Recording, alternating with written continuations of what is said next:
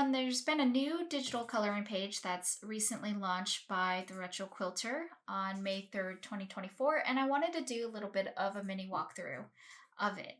So when you click here at the Retro Quilter, it'll open up to her top coloring pages that are now live. You can also click on the designer's profile if you want to see the different sizes for her quilts. So the Retro Quilter usually has a wide variety of different sizes available for her digital coloring pages. And when you click here on Retro Crochet, which is her newest pattern, and click on see all the sizes, you can see a lot more of the sizes that are available as digital coloring pages in PreQuilt. So the one that I'm going to just work with is the traditional throw, but there are the scrappy versions as well. And when I click on that, it's going to open up here to the digital coloring page. And I'll just do a little bit of a walkthrough here. It's going to, by default, open up to the fabric links. So here's all the fabrics that are being used in this quilt. And the naming convention follows the naming that's found in the pattern itself. So crochet 1, 2, 3 through 8. The flowers are the flowers in the center. The centers are the middles of the flowers. The crochet part is the outside ones on all of them, the colors, while the BG or background is this black color for the design.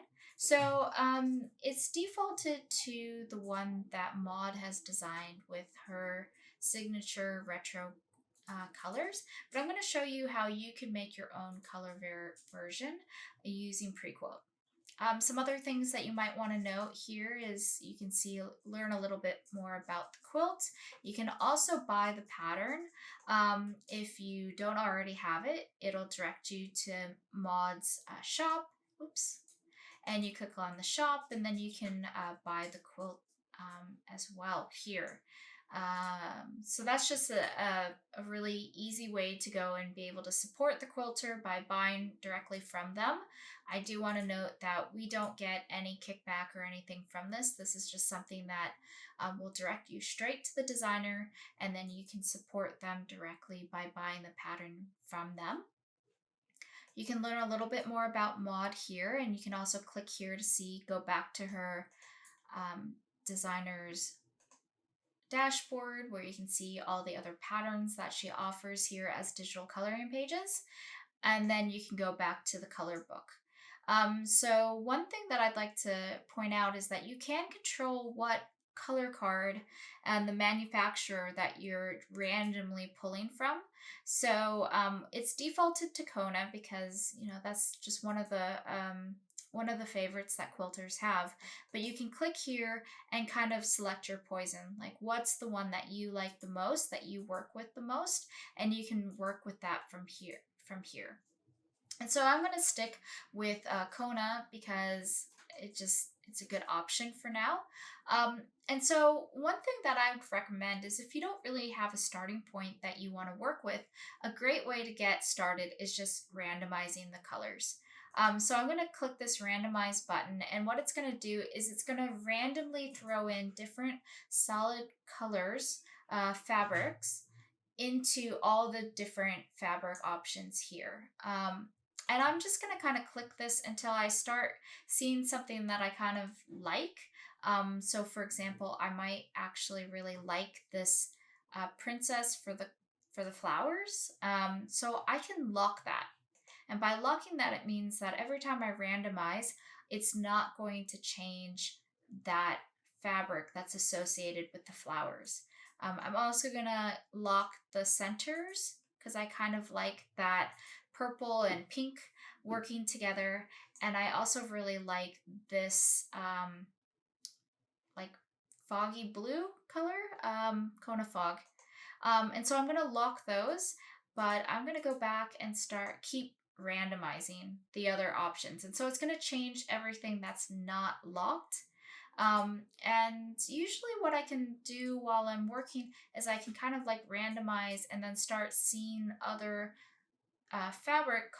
solid fabric colors that I like and start locking those as I encounter them. So for example, I kind of like this gumdrop.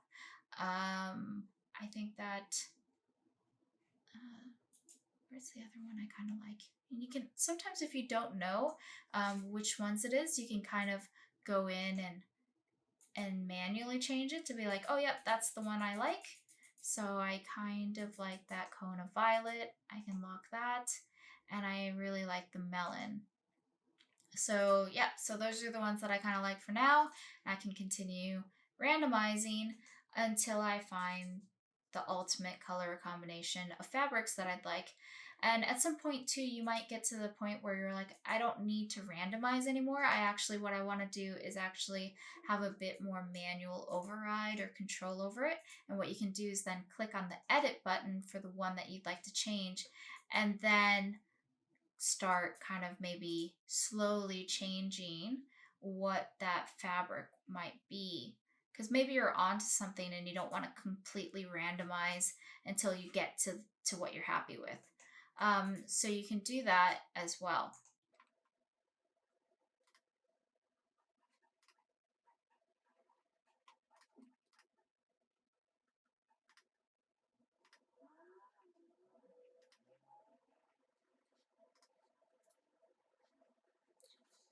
So here I am. This is the version that I really like. I really like how all these pinks and purples are working together with a little bit of blues and cools.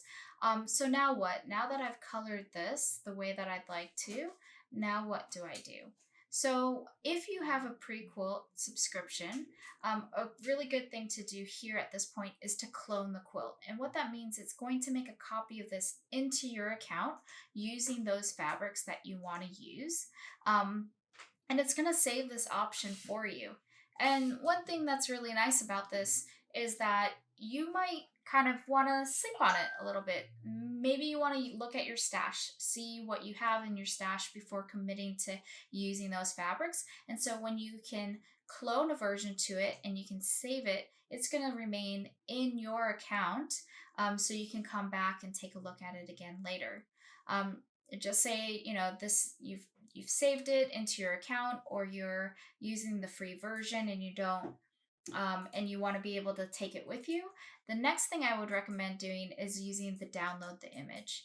And in this case, what it's going to do is it's going to load an image of the quilt, and it's also going to give you all the fabrics that are being used, keeping in mind the naming convention that also reflects what's available in the pattern. And this way you can download this um, and bring that with you to the store. And you can also download this image as well.